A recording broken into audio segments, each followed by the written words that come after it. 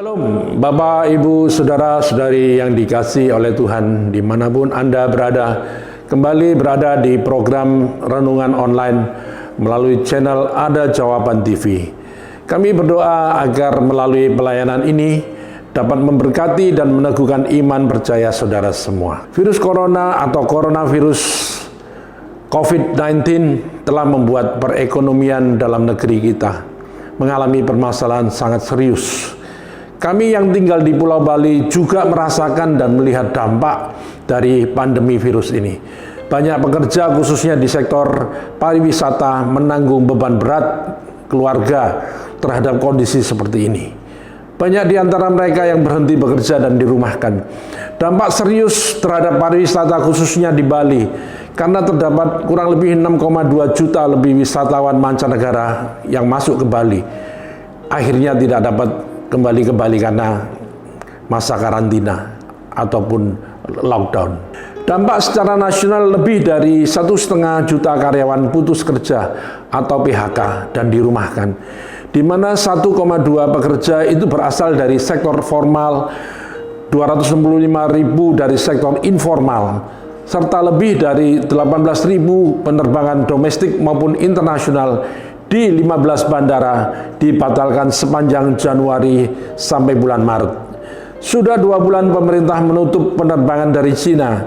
Jika 6 bulan berikutnya ada recovery, maka terjadi pengurangan kunjungan wisatawan ke Bali sebesar minus 6,26%.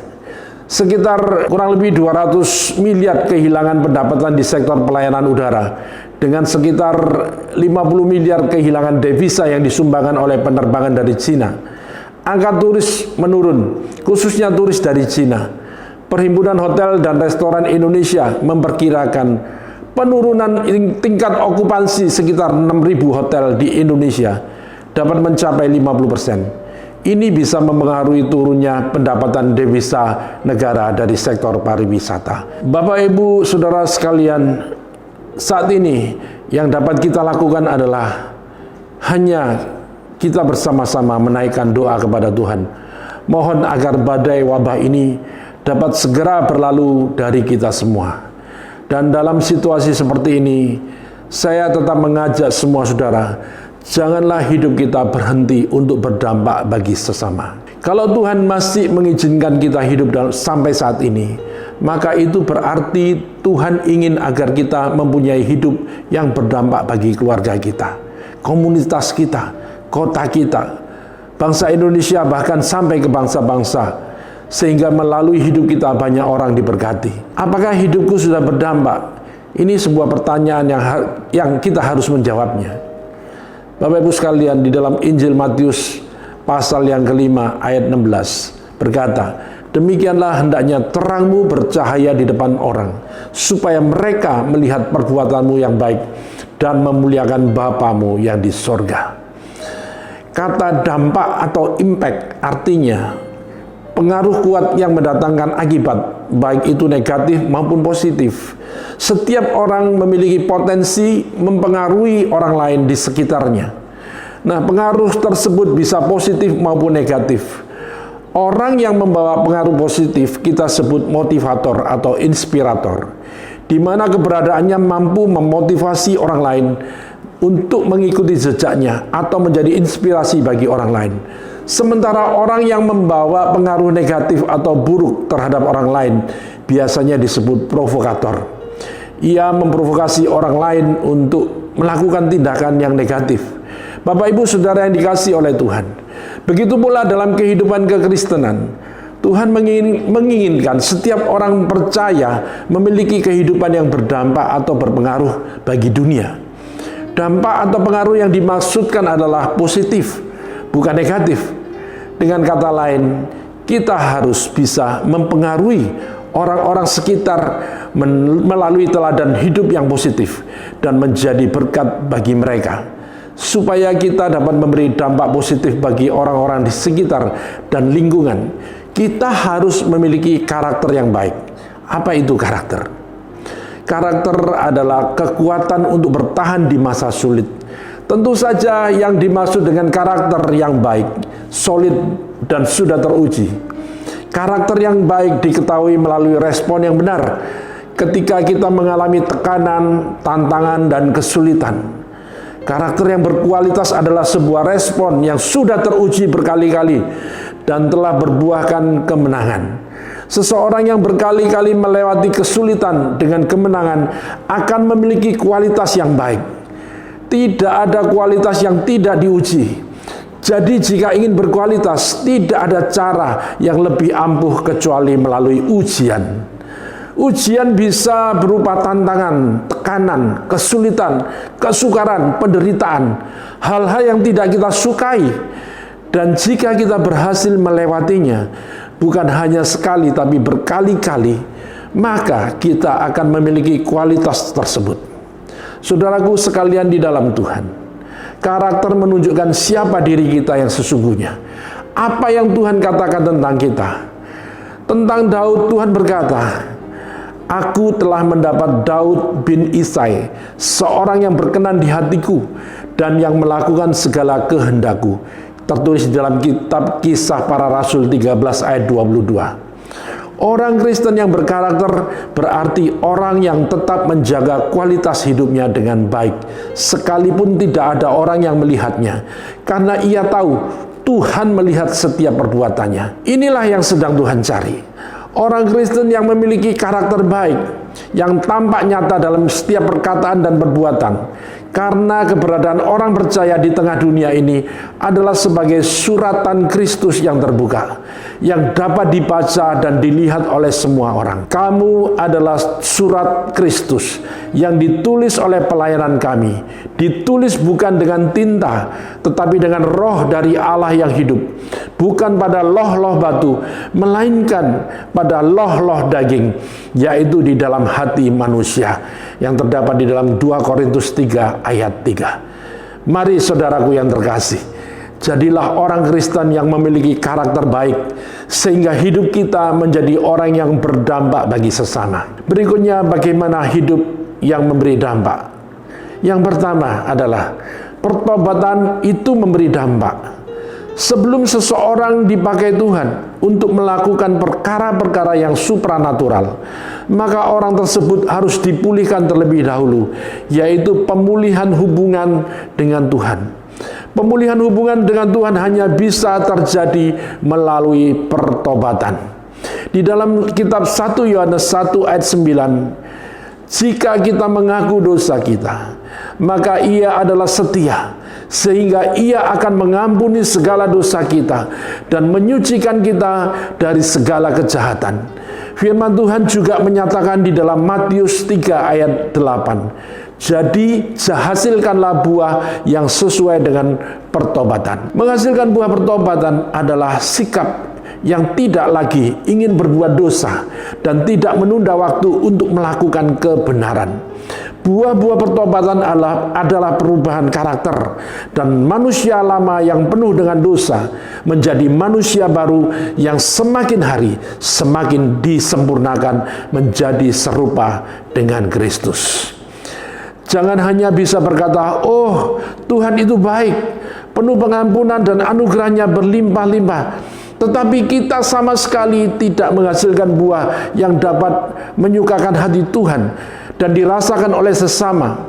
Jadi saudaraku sekalian, pertobatan bukan merupakan satu pengakuan di mulut atau satu pengakuan di otak semata-mata, tetapi perubahan sifat dasar dari sikap hidup dan arah hidup dari kegelapan menuju ke terang, sehingga menjadi orang yang berkenan dan menyenangkan hati Bapa di surga.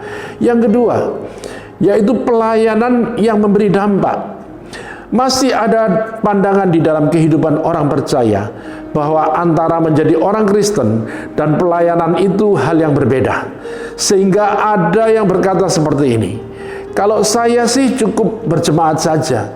Kalau pelayanan itu bagian orang lain." Padahal kebenarannya adalah antara kekristenan dengan pelayanan itu tidak terpisah.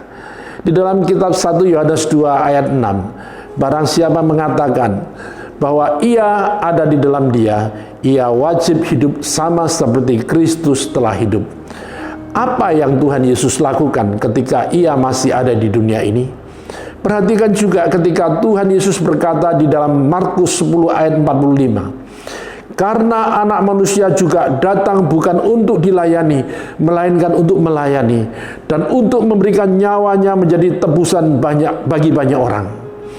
Jadi orang Kristen yang baik adalah orang yang mau melayani. Nah, Bapak Ibu Saudara sekalian, bagaimana melakukan prioritas pelayanan yang memberi dampak itu? Prioritas pertama adalah melayani Tuhan secara pribadi. Kita semua belajar melalui teladan kita, yaitu Yesus Kristus, yang ketika masih ada di dunia, ia banyak meluangkan waktu bersama dengan Allah Bapa. Pagi-pagi benar sebelum ia beraktivitas, ia bersekutu dengan Bapa. Demikian juga pada malam hari. Jikalau hari-hari ini kita mengalami situasi lockdown atau karantina karena wabah virus corona seperti ini, kita harus banyak meluangkan waktu untuk melayani Tuhan secara pribadi dengan membangun persekutuan yang intim dengan Dia. Di dalam hadirat Tuhan dengan menaikkan doa, memuji dan menyembah Dia serta merenungkan kebenaran firman Tuhan. Prioritas kedua adalah melayani pekerjaan Tuhan.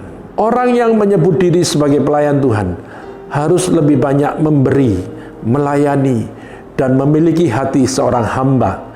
Firman Tuhan di dalam Lukas 17 ayat 10 berkata, apabila kamu telah melakukan segala sesuatu yang ditugaskan kepadamu, hendaklah kamu berkata, kami adalah hamba-hamba yang tidak berguna.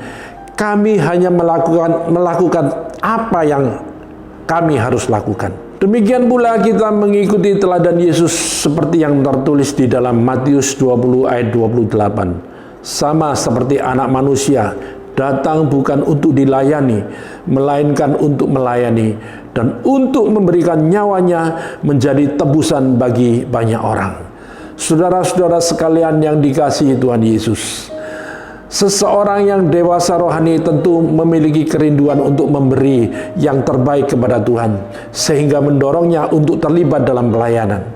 Mengapa kita harus melayani Tuhan? Karena kita adalah umat pilihan Tuhan. Kita yang dipilih dan dipindahkan dari kegelapan menjadi terangnya yang ajaib, dengan tujuan supaya kita melayani Dia dan menjadi partner kerja Tuhan. Arti kata melayani berarti berkorban, memberi, membagikan apa yang dimilikinya, seperti pelita atau lilin yang membagikan terang kepada sekelilingnya. Dalam wujudnya, pelayanan kepada Tuhan tersebut, kita memberi dampak kepada sesama, yaitu memberitakan Injil kepada jiwa-jiwa yang terhilang, mendoakan orang sakit, menjadi donatur di gereja, menasehati dan membimbing orang lain untuk bertobat, memotivasi orang yang sedang terpuruk, menolong dan memberi bantuan bagi orang yang membutuhkan, dan sebagainya. Mari Bapak Ibu Saudara sekalian yang terkasih, jangan sia-siakan waktu yang ada, karena kita masih mempunyai kesempatan untuk berdampak dan berbuat sesuatu bagi bangsa dan negara Indonesia dan juga bagi bangsa-bangsa lain, yaitu menjadi saluran berkat Tuhan hingga hidup kita bisa berdampak dan membuat banyak orang akan berbalik mengasihi Tuhan dan mengasihi sesama. Dunia menjadi indah karena ada hidup yang berbagi. Sebaliknya dunia akan sepi kalau masing-masing orang hanya hidup untuk dirinya sendiri. Keluarga dan rumah tangga akan indah kalau selalu mau berbagi. Gereja dan jemaat Tuhan akan terasa indah kalau mau hidup berbagi. Masyarakat dan bangsa ini akan indah kalau mau hidup berbagi. Bahkan dunia ciptaan Tuhan ini akan terasa indah kalau manusia mau hidup berbagi. Dan Tuhan pun akan tersenyum kalau manusia mau hidup dan berbagi. Hidup adalah kesempatan untuk berbagi kasih. Berikan apa yang bisa kita beri sesuai dengan kemampuan kita. Memberi tidak melulu soal materi. Bentuk pertolongan sekecil apapun merupakan sebuah pemberian yang tulus dari hati. Untuk hati yang baik dan tulus akan selalu ada ganjaran yang baik pula. Untuk pertolongan yang terulur bagi sesama, maka saat kita kesusahan akan ada tangan lain yang terulur untuk kita. Dan saat kita tak berhenti mengasihi, maka kasih Tuhan pun tidak akan berhenti untuk kita. Di dalam 1 Yohanes 3 ayat 18, anak-anakku, marilah kita mengasihi bukan dengan perkataan atau dengan lidah, tetapi dengan perbuatan dan dalam kebenaran. Tuhan Yesus memberkati kita semua. Amin.